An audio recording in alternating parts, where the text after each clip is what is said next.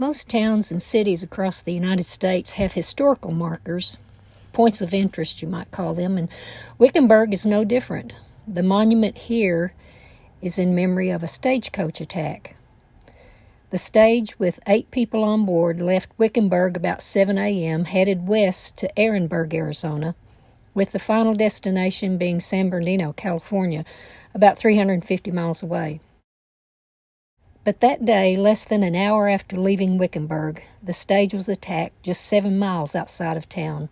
Some say it was by Indians, others say it was outlaws dressed up as Indians. Mexican bandits were also blamed, and even speculation that it was an inside job because the stage may have been carrying about $100,000 in payroll money. The driver and 5 passengers were killed.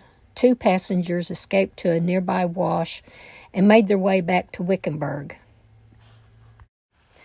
The inscription on this monument reads, "In this vicinity, November 5th, 1871, Wickenburg to Ehrenberg stage, ambushed by Apache Mojave Indians." And then it lists the victims. It's the thing that Western movies have been made of for years. Tragic because 6 people died, but instead of letting this event fade away as the years passed, Wickenburg has remembered it as an important part of its history. The stagecoach image here can be seen in many locations throughout the town. Town signs,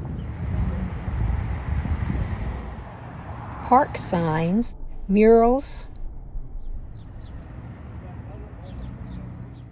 and some city businesses, and even the local government website.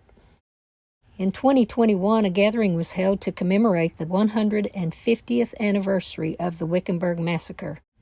Knowing history can affect our future, and ignoring history can also affect our future. We either learn from mistakes made in the past, or we ignore history and make the same mistakes again. And if we don't know the history of good things that have happened, we miss out on being encouraged and motivated that we can come out on the winning side.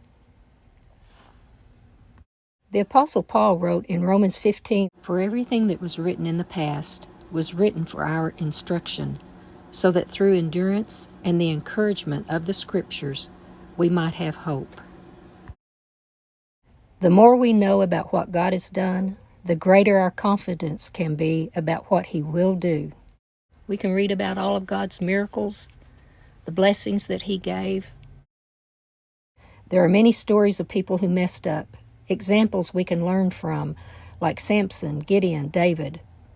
And the Bible tells us of God's mercy and many miracles that should encourage us, sometimes from the same people that messed up: Samson, Gideon, and David. We have God's promise that good is going to triumph over evil. And one thing we know for sure: in the end, we're going to win.